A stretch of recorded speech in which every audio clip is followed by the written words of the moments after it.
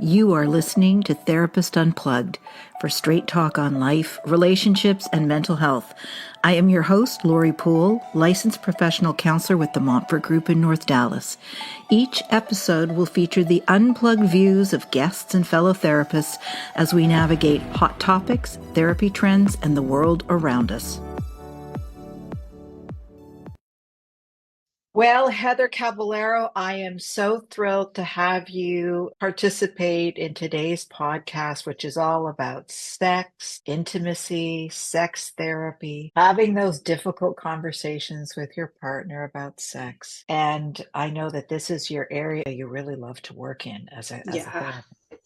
What got you interested in sex therapy? I think I really bridged into it from I got really interested in trauma specifically. And then more and more as I was reading and researching about it, I kept encountering specifically sexual trauma.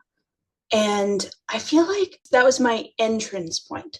I got really interested in working with sexual trauma. And then it became that one of the hugely important parts of working with sexual trauma is that not only is there this specific relationship that someone has with trauma now in their life, but also that their relationship with sex has been changed. And for some people, they'd consider it damaged. And a huge part of working with it was about saying, like, all right, how can we rebuild this relationship with sex? And so I feel like I bridged into sex therapy that way. And the idea of how do we rebuild our relationship with sex became something that I was hugely interested in and concerned with. It's a really important topic. It's an experience that happens to many more people than we might imagine. And it takes a lot of healing and work and intent to move through that. And so many couples therapists don't necessarily have a background in it. And it's not a required course in a lot of programs. It's one of the optional available ones, but it's not necessarily required for the degree. And in my opinion, having at least a certain level of competence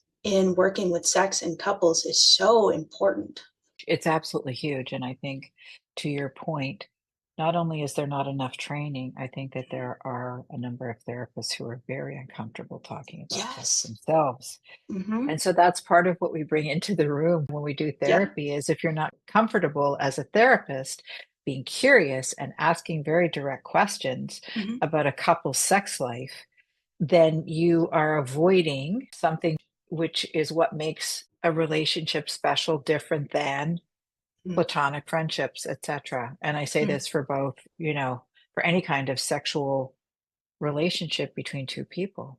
Well, I am so glad that you're here today to talk about this, Heather, because I think it's a really, really important subject. One of the questions I'm curious about are what are the reasons clients will come to you for quote unquote sex therapy? There can be a lot of different reasons. Usually it boils down to a level of there is disconnect between us sexually. And there may be so many different factors depending on the person, what's causing that disconnect and when and how that disconnect has entered their relationship. But ultimately, it's typically about there is a disconnect and we want to do something about it. I think really that already when they come into my room for that, they've started with this idea of I am making sex a priority in my life. And I think that's a hugely unspoken factor that's giant when it comes to building sexual intimacy and rebuilding that connection with someone is the idea that you're even making it a priority in the first place. It reminds me too of in couples therapy, I always want to know is that emotional connection and repairing emotional injury, is that a priority? Because it's really hard work. And if you're not both in it, then it can be more challenging, certainly for the therapist, but also for the couple. And so using that as a starting place of curiosity, have you both decided that this is really, really important and a priority to you and to the relationship, that energy that flows between the two of you? Yeah, absolutely. When a couple comes to you for sex therapy, is there a place you typically start with them? So I think one of the biggest things in the conversation about sex is that there isn't really one, it's not really talked about. And the conversation or the presented information that is out there is so narrow, so as to kind of almost give the message to a lot of people, at least this is the message I often encounter people having received, that, oh, well, if I don't fit exactly that, then I'm wrong. I'm deviant, I'm abnormal kind of things. And that is a really powerfully harmful message for people to carry with them. And so not only is there actively not really a lot of conversation, but the conversation that is being had can create those messages for people. And so one of the biggest places that I want to start with is saying, all right, let's learn some language to even navigate talking about Mm-hmm. sex. I think it's vital to have. And probably the biggest starting point pieces that I use is talking about the dual control model. It's this theory essentially, and this mechanism, it works exactly like this, is that we have both a sexual accelerator. It is our gas pedal. It's always scanning our environment and around us for, is this sex related?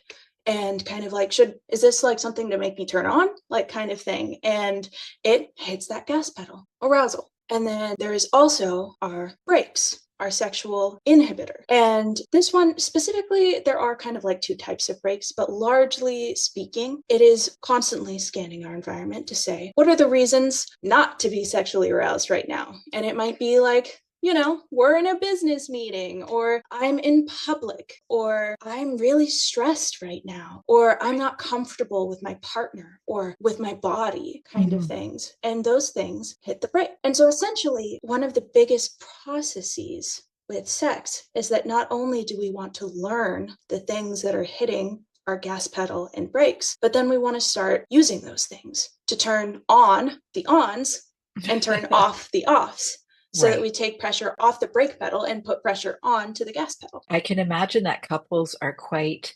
surprised Mm-hmm. as they explore the accelerators and the gas pedals and the brakes Mm-hmm. as they start to think about this and share it with one another. Mm-hmm. Because one of the things you said earlier was that there is this unspoken expectation, perhaps, that we gather from social media, from pornography, from things we read in women's and men's magazines or what have Mm-hmm. you, that we should all be really great at sex. And that if we have to ask our partner what they like, what they don't like, or we have to express what we like or we don't like, that we are in some measure in a deficit, that means that there's Mm-hmm. something wrong, Yeah. as opposed to the sharing of really important information that allows us greater attunement and Mm-hmm. knowledge, right, about our Yeah. partner. And so I'm wondering if you can speak to that a little bit, because it seems to me that men and women, and I'm talking about a heterosexual relationship here. Mm-hmm. So you may want to speak to a homosexual, gay, Mm-hmm. lesbian relationship, but I think women have this unspoken assumption that men know what they're doing in the bedroom, which I think is grossly unfair, but I think it is something that men feel a lot of pressure about. Yeah, first to your point, most of the research that we have right now is,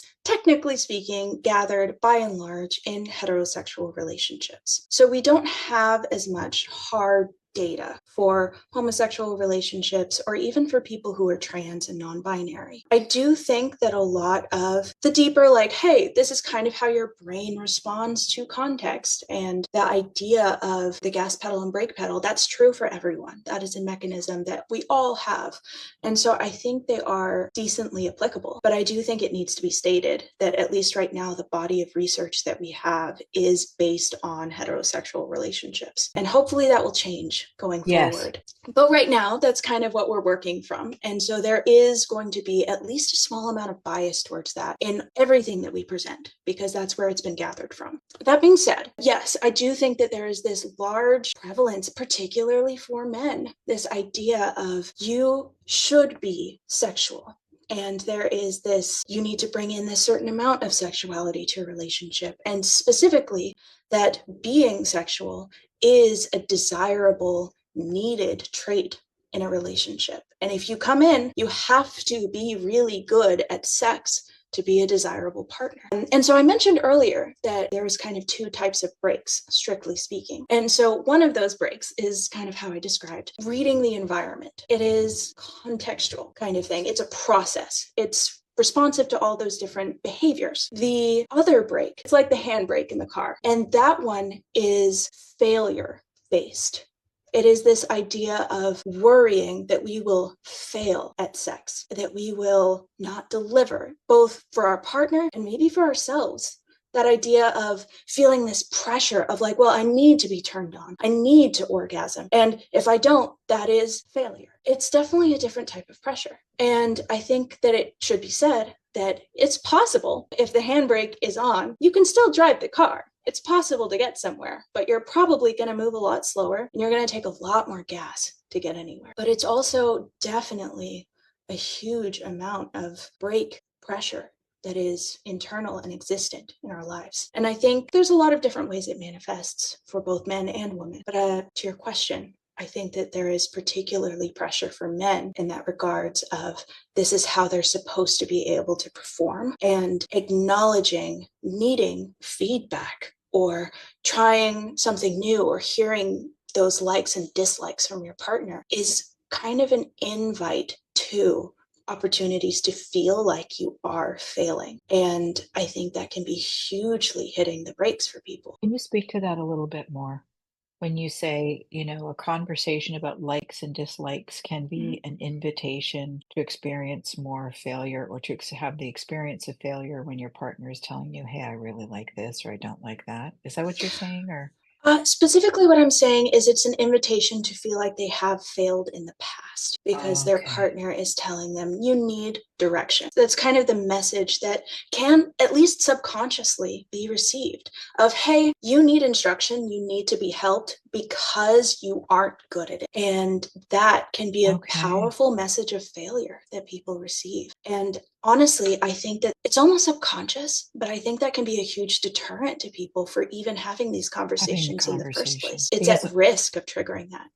it's a risk of triggering it. I'll be honest with you, I didn't think about it that way, except that I have certainly observed that many couples don't talk about sex because Mhm. it is full of landmines. But also, to your point, if it's perceived as an invitation for criticism, if I feel as though I'm opening myself up to criticism, which frankly, depending on what a couple's feedback loop is like and how they communicate anyways, that could very well be what happens is all Mhm. they hear is criticism as opposed to satisfaction, pleasing their partner, and having an experience where they're both fully present, which can be a tall order Yeah. depending on what's going on in their relationship as well. Yeah. Yeah. Sometimes I find it almost a little easier if we were to put it in the context of like cooking for your partner.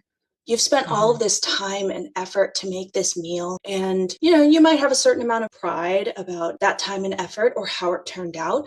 And if the only thing you hear from your partner is it's too salty, then it's really deflating. It's really defeating. And I think there needs to be this idea of, just like for tastes, we have to hear from our partners like, I love ricotta on pizza. I hate tomatoes on pizza. And you kind of start to learn, here's the kind of pizza I need to order, sort of thing, through that Yeah. feedback. That not only do we need that, because knowing what your partner is going to like and dislike when it comes to food, that's not expected. No one thinks you should just innately know that about another person, even though taste is just as individual as sexuality. I think that there's Yes. Yes, there's not yes, only that, yes. but yeah, but then there's kind of this idea of, hey, maybe it's helpful to lean more into here's what is working well That's right. and to come from it from that perspective. But it's also kind of vital that sometimes, if consistently it's too salty, eventually it becomes pretty important to say, like, hey, I don't like this much salt. It's all tempered. Mhm. Also based on it's almost like you can layer conversations. It's not you don't have to chew the elephant all in one sitting, right? It's over Yeah. time. It's Hmm. over time. Yeah. Unless there's something I can think of a scenario where I said to someone, I'm never doing X. Just putting it out there, like I'm never doing this. And so that immediately set up expectations. But I think it's what I'm hearing is that these are conversations that can occur over a period of time Yeah. in a loving, considerate way. This is what I really appreciate, starting with those positives. This feels really good, or I Yeah. really like this, or me, I would love to experiment with this. Hmm. That kind of thing. The other thing about speaking about men is that the metrics of men Hmm. and sexual performance, it seems like there is a performative element around men and intimacy that women do not feel the same pressure with because we have a penis that is hard or it goes softer or it's flaccid. And then that becomes sort of the barometer of what's going on in the bedroom, which it seems to me can apply just so much pressure to men in a way that women don't feel quite the same way. I think that's true. And it's a little bit more visible for men. And it's a It's a little bit lot more more, visible.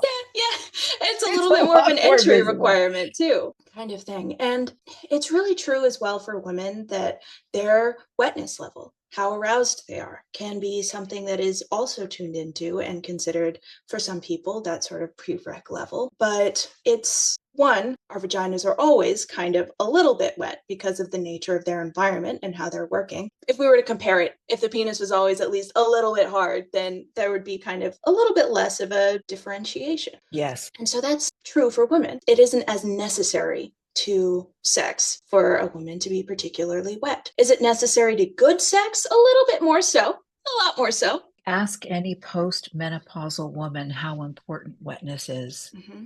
It's really important. Yeah.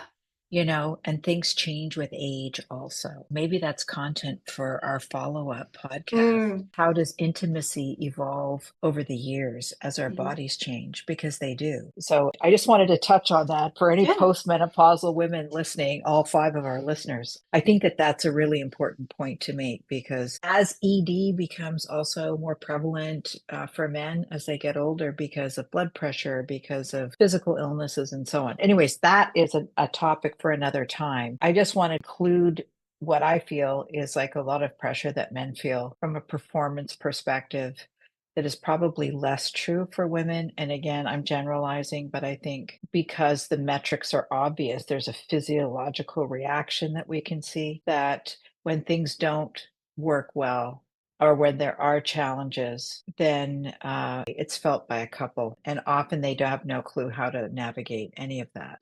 I think, I feel like I can't let this topic pass without getting into one of the things that is most important to me. It comes from working with sexual trauma. It comes from working with building sexual relationships. But so this concept called arousal non-concordance. And I have essentially, not heard that term yes, before. arousal non-concordance. So what that boils down to is the idea that our genital response is not matching up with our internal experience of wanting or liking. So in this case, particularly for men, the idea of really enjoying it, being turned on, but not having the genital response. And that can work both ways. And so one of the really important things that I find a lot of times in sex work is this concept coming up. And particularly for women, it tends to come up in the context of, well, you wanted it, you were wet. Like our genital response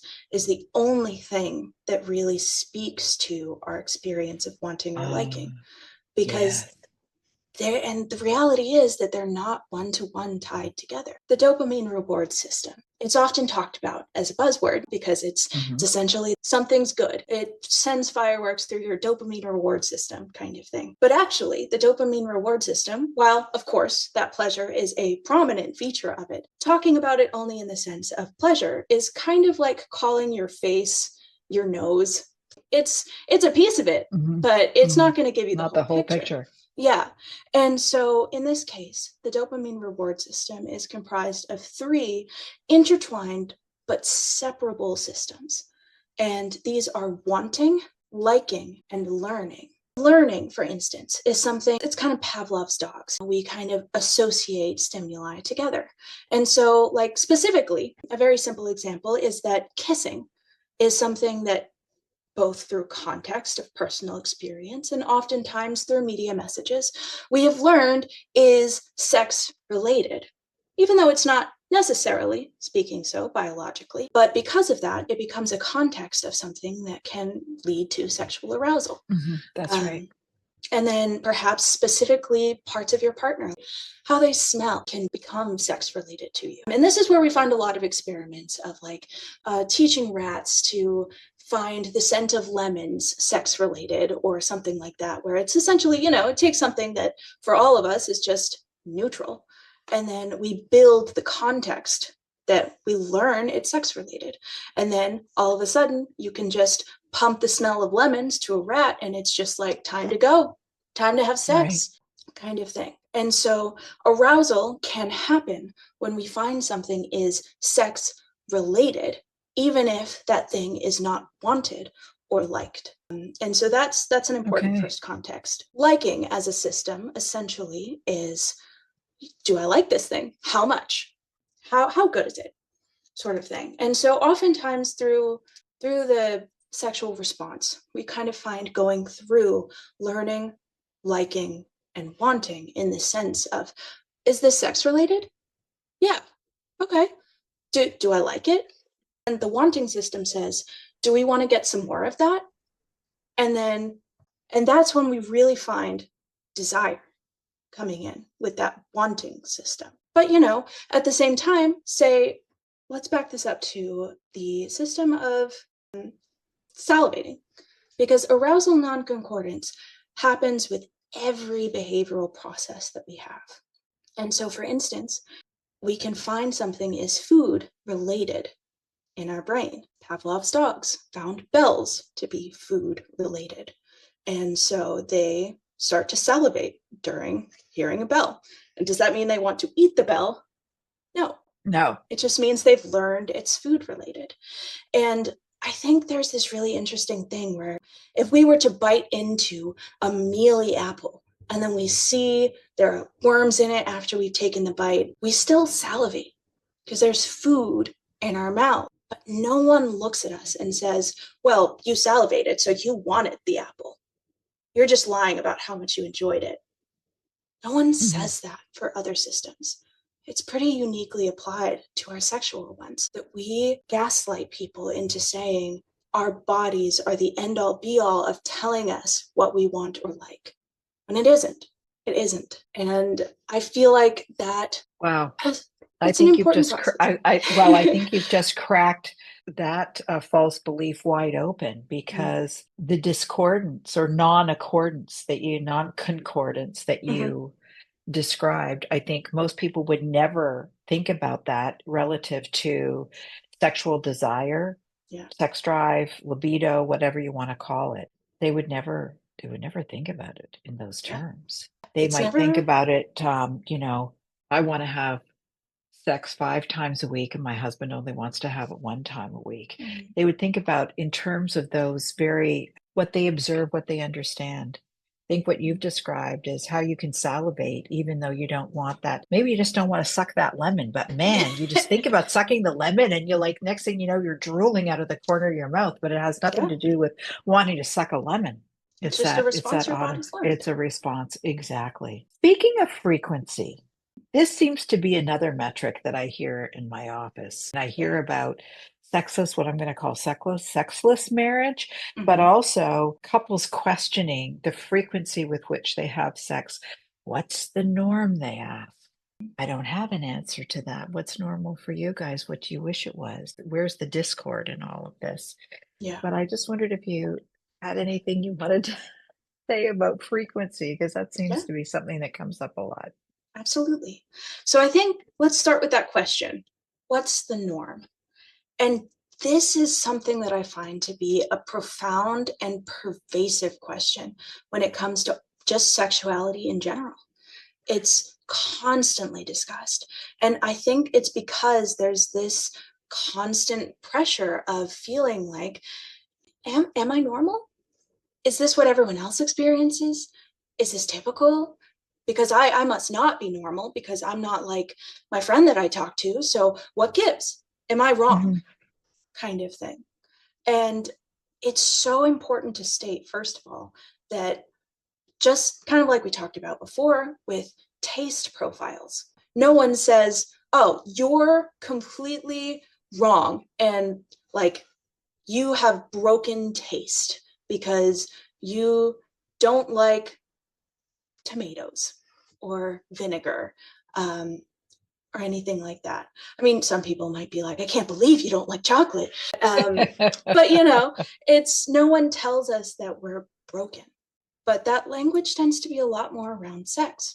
And so I think there is this concept in seeking normalcy and trying to find that number of what is normal, that is searching for reassurance, wanting to find this am I normal? Am I not broken? Kind of aspect. And I think it's so important to say that sexuality, whatever yours is normal.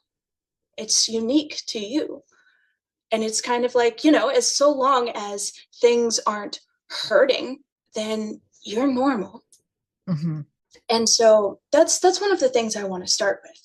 And so if we set aside this idea of normal, I think we can get to this question of couples with, is this number that you're at something that you want to stay at? Or is it something that you're looking to change? And generally speaking, for couples that come to see us, it is something they're looking to change. And more often than not, something they're looking to increase. And so I Right. think then the question kind of becomes, for you, your sexuality, your relationship, what are some methods we can find that invite the opportunity for increasing it more into your lives? Yes, I've never had a couple come in and say we're having far too much sex. Right. It's so hard on our Mm. relationship. I've never Mm-hmm. had that. I haven't had that yet. I've encountered it in some ways. Have Um, you?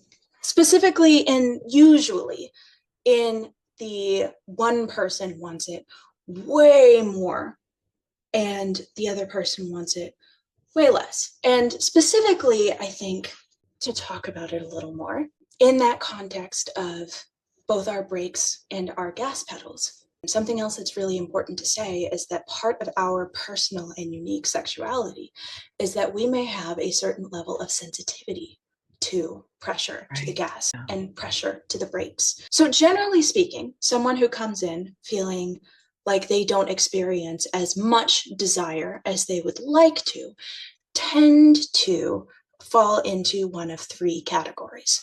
Either they have a fairly moderate normal brake and a low sensitivity accelerator. They have pretty normal accelerator, pretty normal brakes, and just aren't getting a lot of pressure on the accelerator and are getting too much pressure on the brakes.